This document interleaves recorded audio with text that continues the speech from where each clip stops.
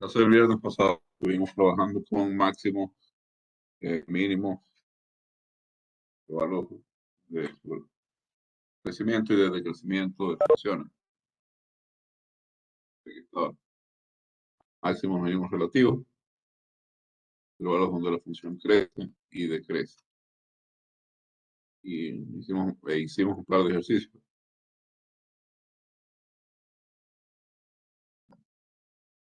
Y,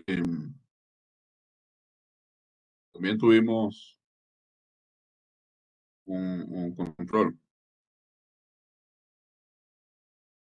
por eso solamente pudimos usar media hora. Eh, yo supongo que ya han visto la clase 16, ¿no? Deben haber visto hoy.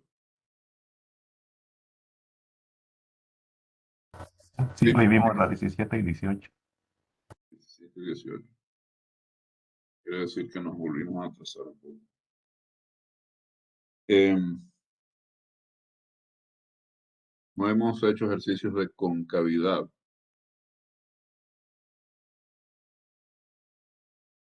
pero lo que vamos a hacer es hacer un ejercicio de graficación. Y los ejercicios de graficación eh, comprenden toda la parte de extremos locales, intervalos donde la función crece y decrece, eh, también la parte de concavidad, criterios para la concavidad, puntos de inflexión y asíntota. Ya que comprenden todo eso, pues un ejercicio de graficación que no, quizá no nos va a dar tiempo de hacer más en una hora, eh, cubre, es un repaso razonable de todos los temas que se han visto sobre derivación y sus aplicaciones hasta el momento. Entonces,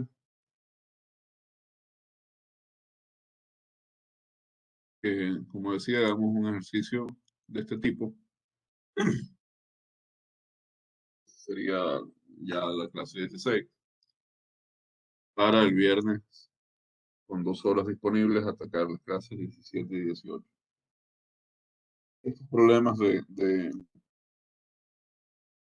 eh, de graficación son largos, son realmente muy largos, porque hay muchas cosas que hacer. Entonces, vamos a mirar, este es el primero de la clase 16, pero es interesante porque tiene además ejemplos de asíntotas, de asíntotas de dos tipos, verticales y oblicuas. Las oblicuas son las menos ejemplificadas, las menos trabajadas tal vez. Las horizontales son realmente más comunes las hemos trabajado más en muchos otros problemas. Entonces me interesa que veamos al menos un ejemplo donde una asíntota es oblicua. No nos va a dar tiempo de más porque, como les dije, estos ejercicios son súper largos. Entonces, eh, haremos este, ojalá nos dé tiempo de hacer otro más. Bien, fíjense,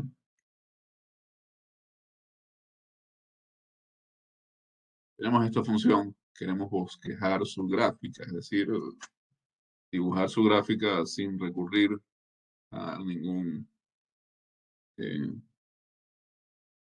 su- sin recurrir a ningún dispositivo electrónico,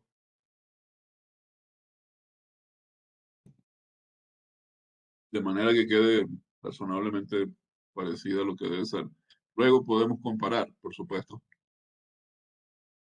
con la gráfica generada por un software, pero en principio debemos tratar de hacer esto por nuestra cuenta. Entonces, en primer lugar, hay que examinar, recuerden que hay un número de pasos, es una especie de algoritmo. Tenemos que examinar el dominio y el recorrido de f.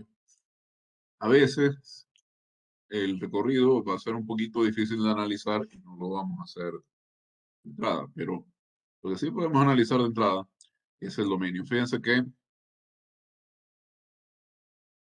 f de x es una función racional ¿Mm? Y esta función tiene la primera, tiene, perdón, el denominador con una raíz en el 2. Entonces, x menos 2 al cuadrado, que es el denominador, se anula en x igual a 2. Entonces, ya con esto sabemos que ese punto debe ser excluido del dominio. Y como podemos presumir que el dominio, al no estar indicado, es el mayor dominio posible, entonces, que es lo que viene siendo el dominio natural de una función, el mayor dominio posible. Entonces, el dominio de f son todos los reales sin el 2. También nos podemos dar cuenta de que esto siempre es positivo. Entonces, sabemos que el recorrido de f va a estar contenido en los reales positivos, bueno, salvo en 0, que va a valer 0. Entonces, reales positivos con el 0.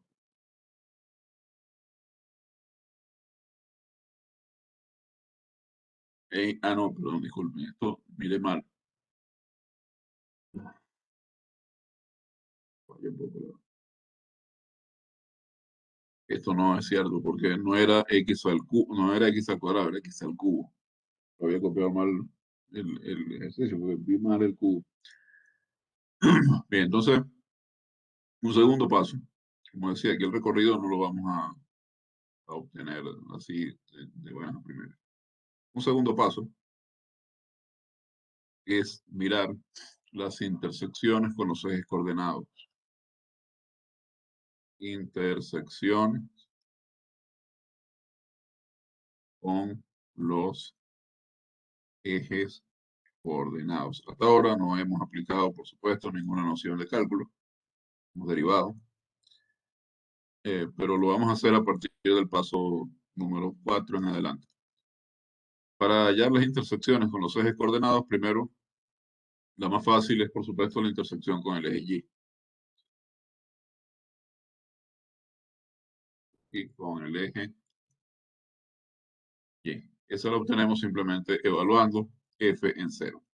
F en 0 es, como podemos dar cuenta, 0 al cubo dividido para menos 2 al cuadrado, es decir, esto es 0. Entonces, tenemos punto de intersección con Y, es el origen.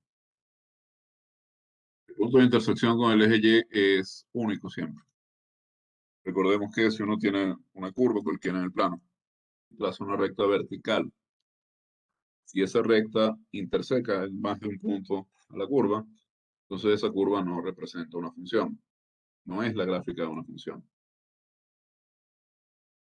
Así que, para que una curva sea la gráfica de una función, cualquier recta vertical que tracemos tiene que intersecar a lo sumo a esta gráfica en un punto, la curva en un punto. Así que la intersección con el eje Y no es la excepción, es única. Después, tenemos que mirar la intersección con el eje X. Y la intersección con el eje X es un poco más trabajoso porque lo que tenemos que hacer es igualar la función a 0, es decir, encontrar las raíces de la función. Observemos que esta función, al ser una función racional, ser 0, sí y solo si va a tener raíces, justamente en las raíces del numerador. Entonces, esto es si solo si x al cubo es igual a 0. Y esto es si solo si x es igual a 0. Entonces, tenemos un único punto de intersección con los ejes coordenados, que es justamente el origen de coordenadas. El punto de intersección con el eje X es 0, 0. Y aquí es aconsejable que la información que vamos obteniendo la vayamos saltando de una forma o la vayamos recopilando en una pequeña tabla. En este caso, lo que voy a hacer es pasarle resaltador. tenemos un único punto donde la función intersecta los ejes coordenados. El siguiente paso, paso 3, es mirar, considerar la simetría y la periodicidad.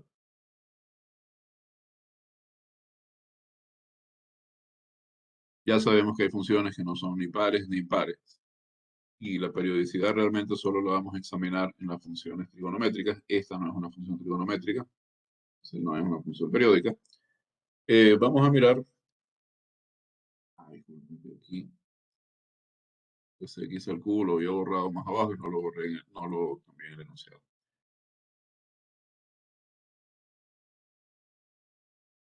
En primer lugar, debemos mirar si el dominio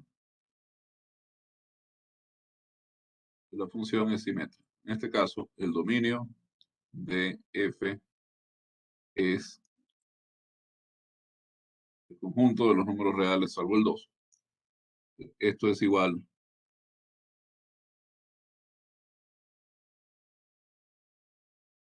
a esta unión de intervalos. Intervalo menos infinito 2 unido con el intervalo 2 más infinito. Entonces, desde luego, este dominio no es simétrico. No es simétrico porque podemos darnos cuenta, menos 2 pertenece al dominio de f y 2 no pertenece al dominio de f. Es simétrico siempre que un elemento pertenece al dominio, su simétrico o su inverso aditivo debe pertenecer al dominio. Entonces, la función en este caso no es par ni es impar. No eh, es par ni impar. No tiene dominio simétrico, no tiene sentido ni siquiera mirar y revisar eso porque para que una función sea par o impar, su dominio debe ser simétrico. Y ahora es cuando empezamos a utilizar las herramientas propiamente del cálculo. ¿Por qué? Vamos a revisar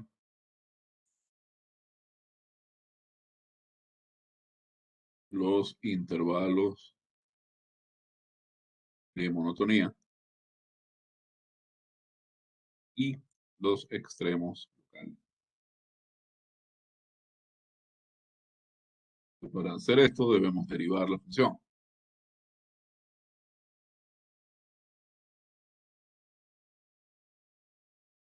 Porque los criterios que conocemos para determinar estas cosas están ligados a la primera derivada.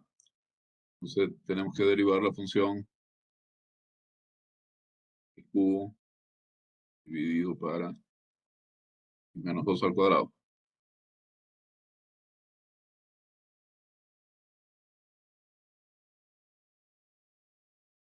Y eso lo hacemos desde luego utilizando la regla para la derivada de un cociente. En el numerador tenemos primero la derivada del numerador de f, no 3x cuadrado, por el denominador sin derivar, menos ahora la derivada del denominador. Fíjense, aquí tengo que utilizar la regla de la cadena y la regla de la potencia. Entonces 2 por x menos 2 por la derivada de x menos 2 que es 1. Y ahora por el numerador sin derivar, que es x al cubo. Y en el denominador acá tengo x menos 2 al cuadrado elevado al cuadrado, es decir, x menos 2 a la 4. O podemos ver, acá tenemos x menos 2 como factor común en el numerador. Así que sale. Y se cancela con uno de los factores de x menos 2 del denominador. Es x cuadrado, x menos 2, menos 2x cubo, dividido para x menos 2 al cubo. Así, derivada. Fíjense, por acá tenemos un término cúbico. A ver, esto tengo 3x cuadrado, bien. X menos 2 al cuadrado, bien. Después la derivada de estos dos por x menos 2, bien. X al cubo. Queda x al cubo, no se me resta, que yo pensé que iba a pasar. Bueno, en todo caso, tenemos por aquí 3x al cubo, eh, menos 2x al cubo. Por acá tengo x al cubo. Y por acá tengo 6x cuadrado. Esta es mi derivada. 6x, x cubo menos 6x cuadrado dividido para x menos 2 al cubo. A ver, podemos simplificar más todavía. Bueno, podemos factorar acá el factor x cuadrado. De aquí x menos 6. Y acá nos queda x menos 2. Ahí tenemos nuestra primera derivada.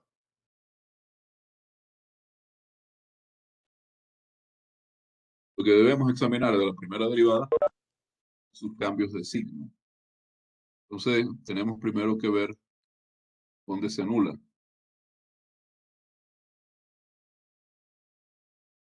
Esta derivada. Esta derivada se anula si solo si tu numerador es 0.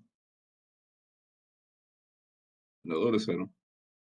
Y solo si x es 0 o x es 6. Anulan esos dos puntos. Y ahora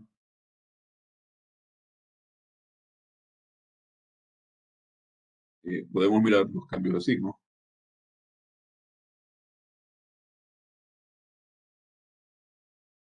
Aquí una costumbre que se suele tener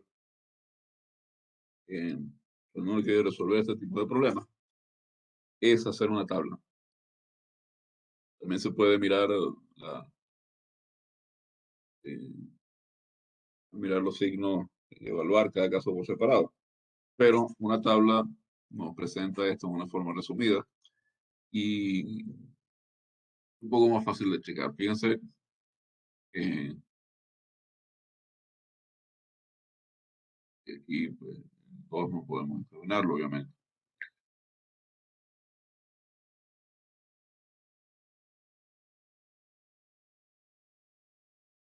Esta, la primera derivada es positiva. Si y solo si el numerador y el denominador tienen igual signo. Entonces, aquí se trata de examinar esos signos. Fíjense, ya sabemos dónde se anula el numerador, es decir, dónde cambia de signo. Bueno, necesariamente no va a cambiar de signo ahí, ya lo sabemos, pero eh, sabemos dónde la función se hace cero.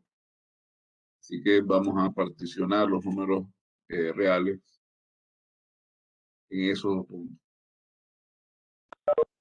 Y en el punto donde cambia de signo el denominador también. Donde se anula el denominador. Entonces tengo el 0, el 2 y el 6. Esta tabla acá con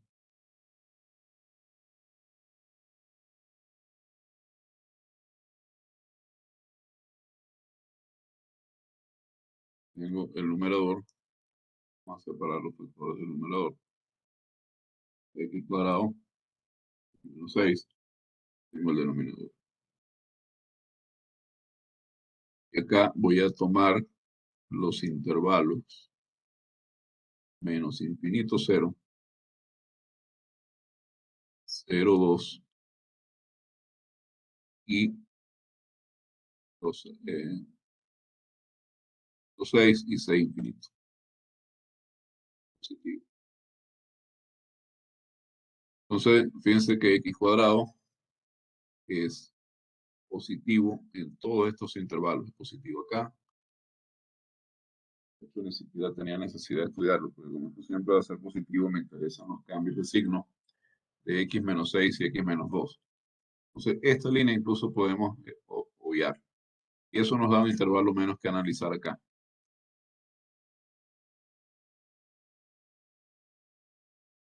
A ver, fíjense,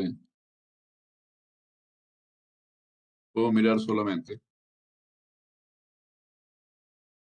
estos tres intervalos. Menos infinito 2, 2, 6 y 6 infinito. Eh, para todos los valores de x menores que 6, x menos 6 va a ser positivo. Positivo, positivo. De 6 en adelante, x menos 6 va a ser negativo. Al revés, perdón, aquí positivo. Disculpen que estoy un poco trasnochado por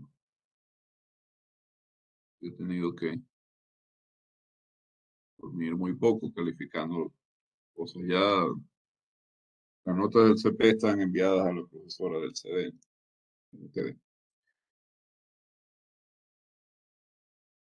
Entonces, a ver, fíjense. Si x es menor que 6, porque x menos 6 es negativo.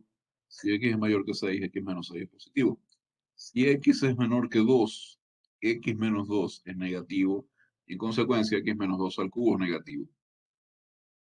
Pero si x es mayor que 2, x menos 2 es positivo y x menos 2 al cubo es negativo. Entonces observen que en el intervalo menos infinito 2, el cociente de x menos 6 y x menos 2, vamos a poner acá, menos 6 dividido para x menos 2 al cubo, el cociente es positivo. En el intervalo 2 menos 6, como los símbolos difieren, es negativo. Y en el intervalo 6 infinito, como los símbolos coinciden, es positivo. Ahora, la función derivada es x cuadrado por esto. Y x cuadrado siempre es positivo. Así que, habiendo encontrado los signos, las variaciones de signo de este cociente, conocemos las variaciones de signo de primera derivada. Entonces, esto nos dice dónde es creciente la función y dónde es decreciente. Fíjense, esta función es menor que cero, la derivada es menor que cero, solo en el intervalo 2,6. Entonces, f es decreciente en el intervalo 2,6. Y la derivada es positiva en los intervalos menos infinito a 2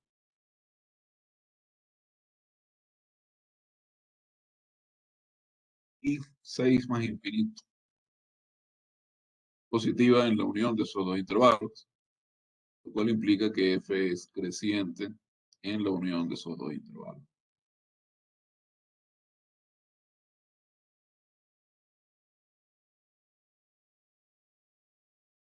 Obviamente el 2 queda fuera de esos intervalos como debe ser, porque el 2 no está en el dominio de la función. Y esto nos está diciendo,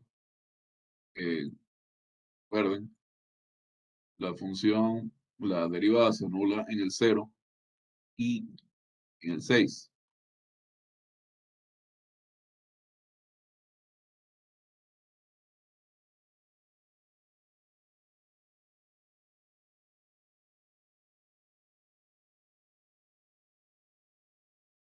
Y aquí solo tenemos un cambio de signo de la derivada alrededor del 6. Alrededor de el 0 no tenemos tal cambio de signo, porque la función es creciente eh, en 0 también, siempre todo menos infinito. Entonces, como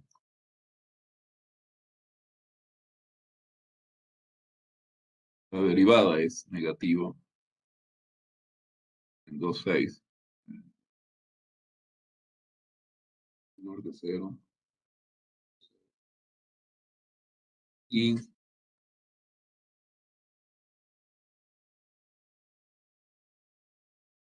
es positiva,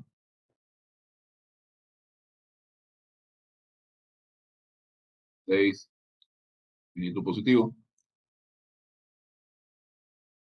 Entonces, en x igual 6 eh, hay un extremo local. Y ese extremo local, tenemos la función decreciendo primero y después creciendo. La función tiene ahí un mínimo local. En 0, en cambio,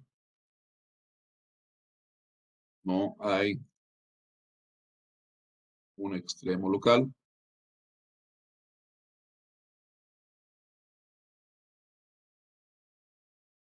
porque, eh, digamos, yo puedo tomar eh, un intervalo que sea de la forma a cero.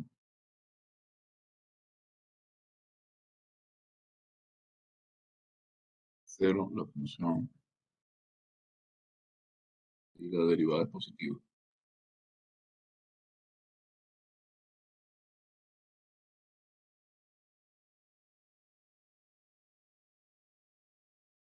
Cero, la derivada es mayor que cero, todo x, según hemos visto en la tabla, y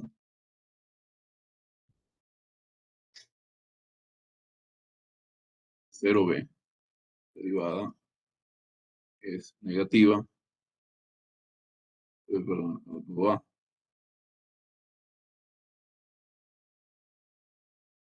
y en cero b la derivada es negativa siempre que sea menor que 2, es mayor que cero, y eh, perdón, mayor que cero y menor que 2. Ahí, por el criterio de la primera derivada, sabemos que no hay extremo local.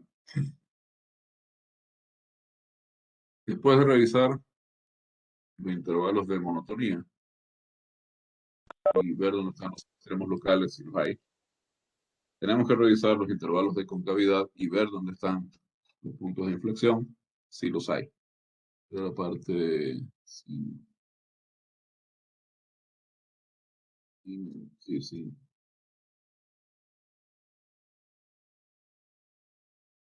intervalos de concavidad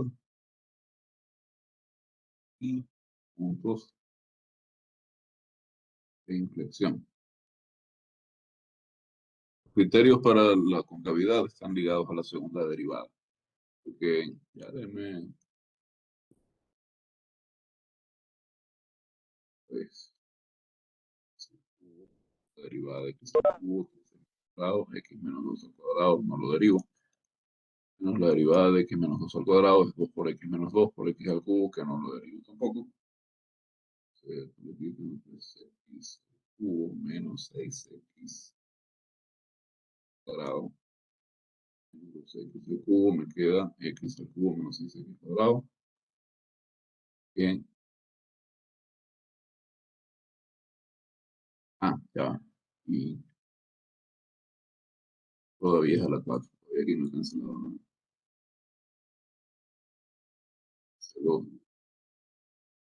Ah, no, y ahí lo había sacado, pero siguiendo el cubo.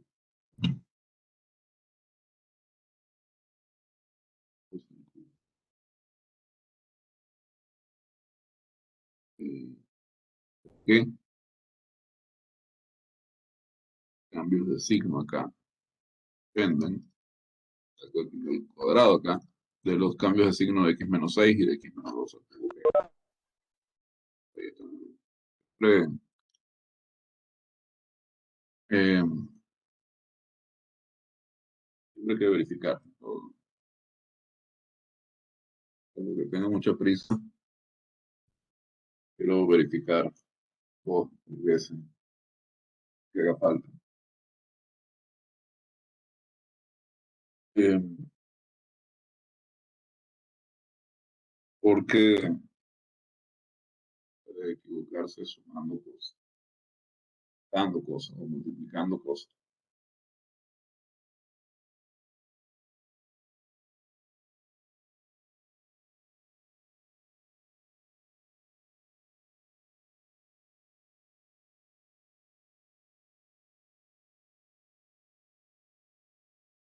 Esto puede pasar que uno piense en un valor y termine escribiendo otro.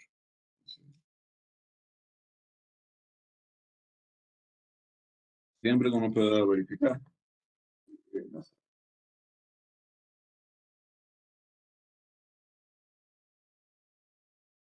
Entonces, vamos ahora con los intervalos de concavidad y puntos de inflexión. Como les decía, la cavidad está ligada al estudio de la segunda derivada, que hemos visto hasta ahora. Tenemos un criterio que nos da la cavidad en términos de la primera derivada, pero en términos del crecimiento o el decrecimiento de la primera derivada, y eso depende del signo de la segunda derivada. O sea, en realidad, eh, digamos o no, para examinar la concavidad, tenemos que examinar la segunda derivada.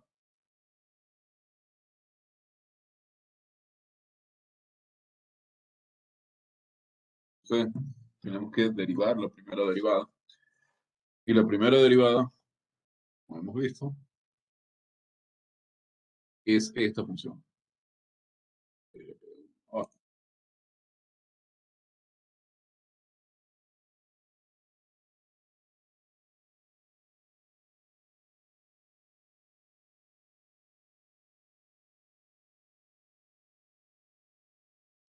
para estudiar la concavidad,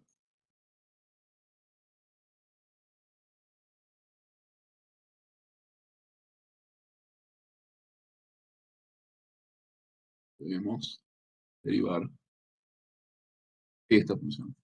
Para derivar la derivada de x, es decir, para obtener la segunda derivada, nuevo, tenemos que utilizar la regla del cociente. Ya, por supuesto, va a ser más fácil escribir el numerador como una suma. U menos 6x cuadrado. Es más fácil derivar una suma que derivar un producto. Entonces, aplicamos la derivada del producto, derivamos el numerador de la derivada de f, tenemos 3x cuadrado menos 12x, 3x cuadrado menos 12x, que multiplica al denominador sin derivar, tengo x menos 2 al cubo, menos ahora la derivada del denominador, que es 3x menos 2 por la derivada de x menos 2, y la derivada de x menos 2 es 1, por x al cubo menos 6x cuadrado. Y tengo en el denominador x menos 2 a la 6. De nuevo podemos observar que tenemos un factor de x menos 2 en cada término del numerador. Así que eso se cancela con un factor de x menos 2 del denominador. Así que nos queda 3x cuadrado menos 12x por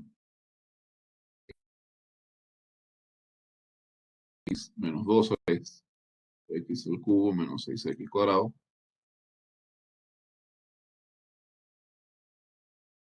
sobre x menos 2 a la 5. O sea, acá eh, Profe, tengo, digo, no debería de ser menos 3 por x menos 2 al cuadrado.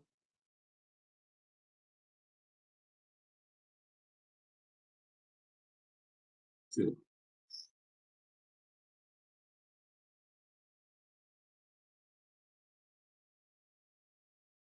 un x menos 2 por acá. Ah, no, saco ya esto, por x menos 2.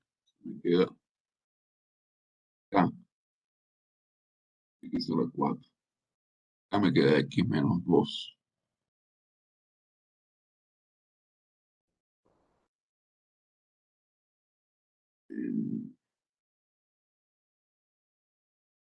Me queda lineal, se va, y acá me queda x menos 2 a la 4.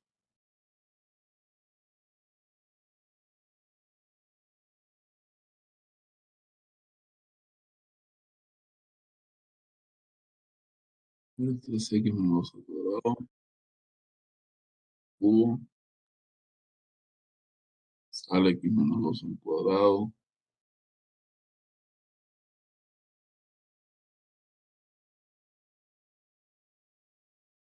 Entonces me queda por acá. Voy a sacar 3. Por acá 3x al cubo menos 6x cuadrado menos 12x cuadrado más 24x menos 3x al cubo. Y me queda más 18x cuadrado dividido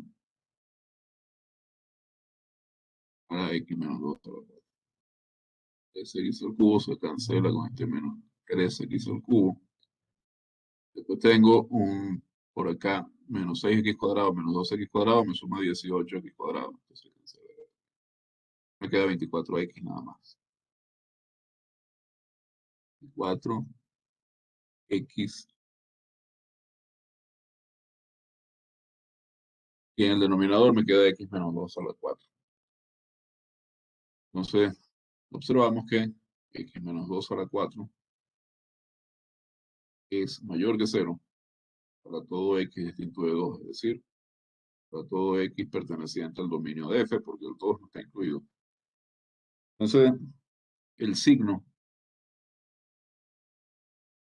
de la segunda derivada depende solo del signo de x. Entonces, la segunda derivada positiva en eh,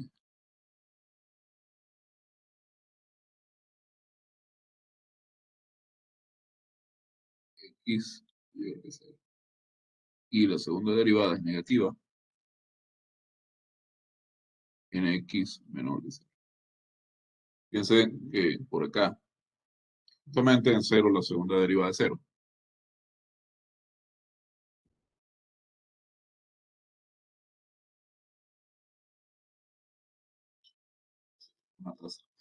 Si miramos más arriba, habíamos visto que en 0 teníamos un punto crítico. Es decir, ahí se anula la primera derivada. Pero como podemos ver, la segunda derivada es 0 ahí. Entonces, ahí de nuevo, mirando, esto coincide con el criterio de la primera derivada. La segunda derivada es 0, no podemos decidir nada sobre si es un mínimo o máximo local. Y el criterio de la primera derivada, aquí tenemos y bueno que observemos esto. La segunda derivada de ese criterio tiene una limitación acá. Y la segunda derivada en x es 0. Eso no nos permite decidir sobre la extremalidad, si es un máximo local o es un mínimo local. Y ahí el criterio de la primera derivada sí nos permite decidirlo. Porque la primera derivada es positiva a la izquierda de 0 y es positiva a la derecha de 0. Ahí no hay ningún extremo local.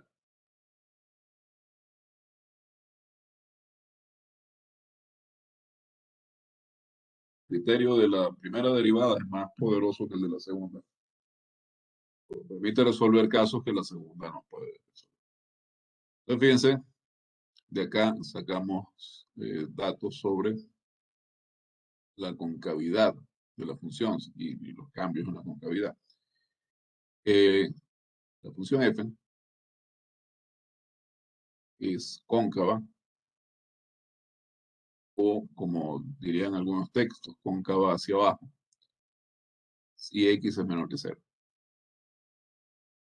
Convexa, cóncava hacia arriba si x es mayor que 0. Y fíjense que esto quiere decir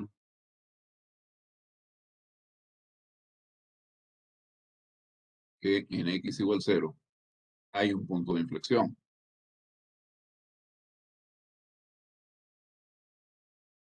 Pero ese punto de inflexión no es x igual 0, sino que es el punto correspondiente en la gráfica. El punto 0, 0, es punto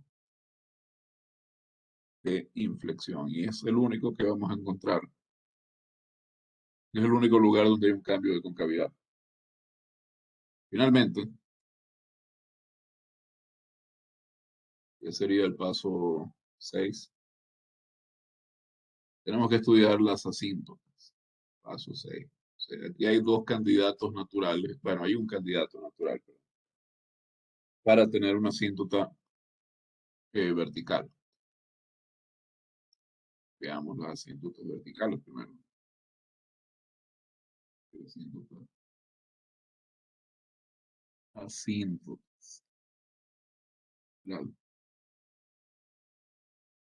Primero veamos las asíntotas verticales.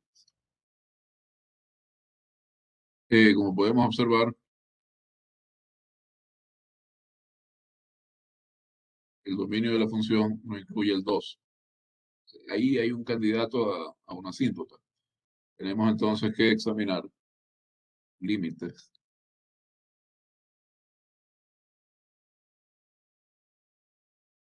tanto por la izquierda como por la derecha, de la función x. Tenemos el límite por la izquierda, x tiende a 2, tiende a 2 por la izquierda, x cubo dividido para x menos 2 al cuadrado.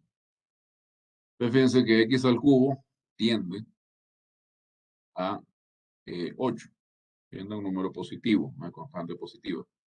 Pero x menos 2 tiende a 0 eh, por la izquierda. Sin embargo, aquí este cuadrado hace que x menos 2 al cuadrado tienda a 0 por la derecha. Entonces, usando el teorema de la función homográfica y el hecho de que de que x al cubo tiende a un número positivo, esta función tiende a infinito positivo. Y podemos hacer el mismo análisis por la derecha. Cuidado. El límite cuando x tiende a 2. El caso es infinito positivo, sea que nos acerquemos por la izquierda o por la derecha. Entonces, obviamente ahí hay una asíntota. Asíntota vertical en x igual a 2. Y podemos observar que la función es x cubo menos x cubo dividido para x menos 2 al cuadrado. Es una función racional donde el numerador tiene grado 1 más, exactamente 1 más que el grado del denominador. Y hemos visto, pero no sé si les he comentado yo a ustedes, pero cuando, observación aparte,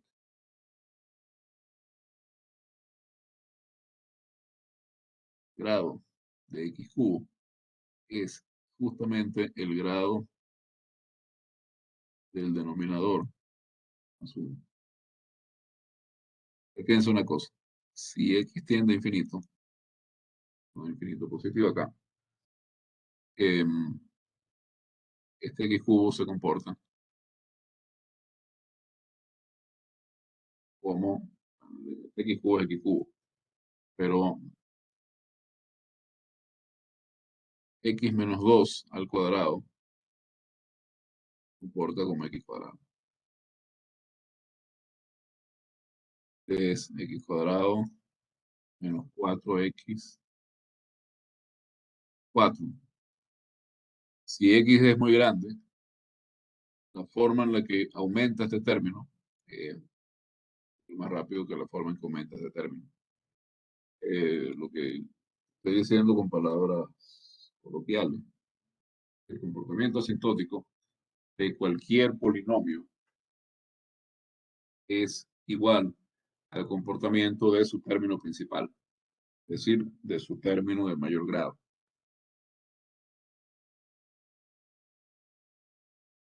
El comportamiento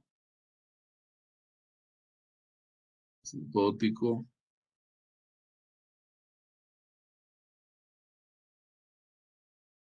polinomio es igual al comportamiento asintótico de su término principal. Entonces, cuando x tiende a infinito, este x cubo dividido por x menos 2 al cuadrado se va a comportar como x. Se va a comportar como una recta de pendiente 1. Así que esta función debe tener una asíntota oblicua de pendiente 1. Vamos a estudiar eso. Dice que el límite cuando x tiende a infinito, vamos a tomarlo positivo acá. De x, ya tenía x cubo, ¿no? Sobre x menos 2 al cuadrado. Es el límite. Cuando x tiende a infinito positivo. Entonces acá tengo una indeterminación de tipo infinito sobre infinito. Pero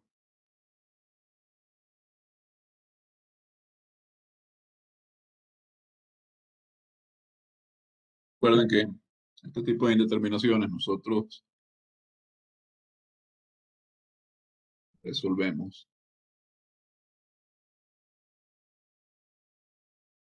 dividiendo para el término de mayor crecimiento. Acá tengo 1. Tengo 1 sobre x. 4 sobre x cuadrado. 4 sobre x.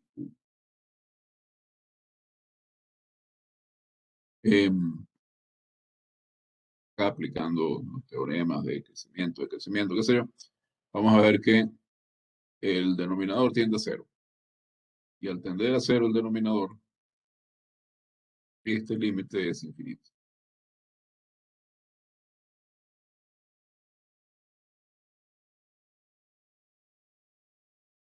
Entonces, aquí no tenemos un asíntota horizontal. No hay asíntota horizontal. Pero hay una asíntota oblicua. Se me está acabando el tiempo, no me va a dar tiempo de graficar propiamente. Pero voy a poder terminar de mirar esta asíntota. Hay una asíntota oblicua.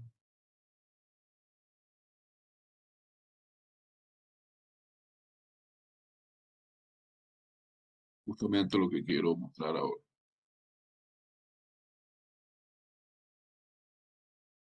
Y yo sé que la hay por el comportamiento asintótico de x cubo y x cuadrado, como les comentaba.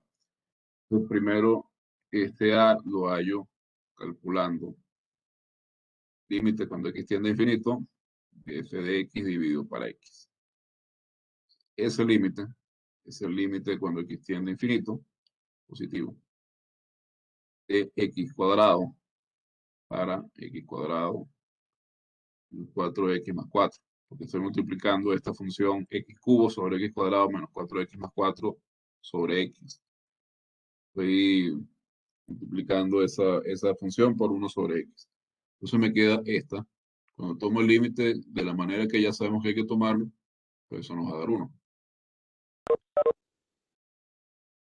Y el b lo hallo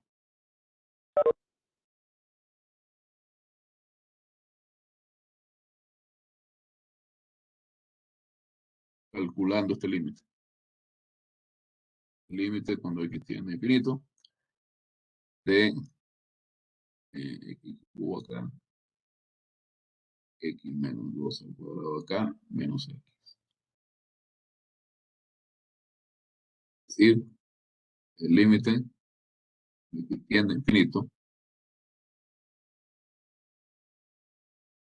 tengo x menos 2 al cuadrado, menos x cubo, menos x por x menos 2 al cuadrado. Fíjense que esto es el límite. X tiende a infinito.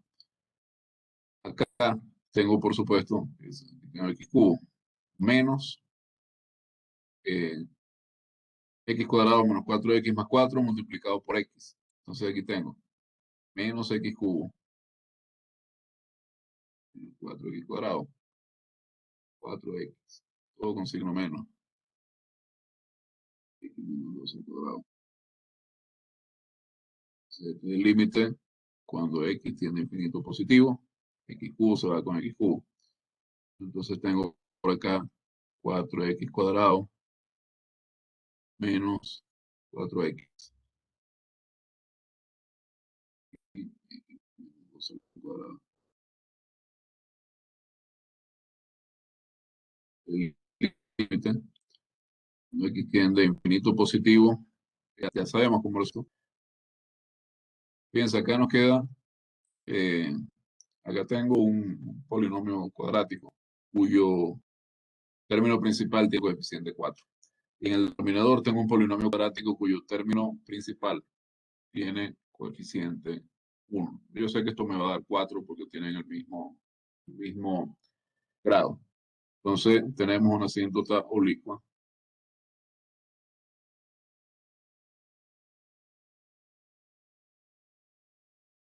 en la recta X.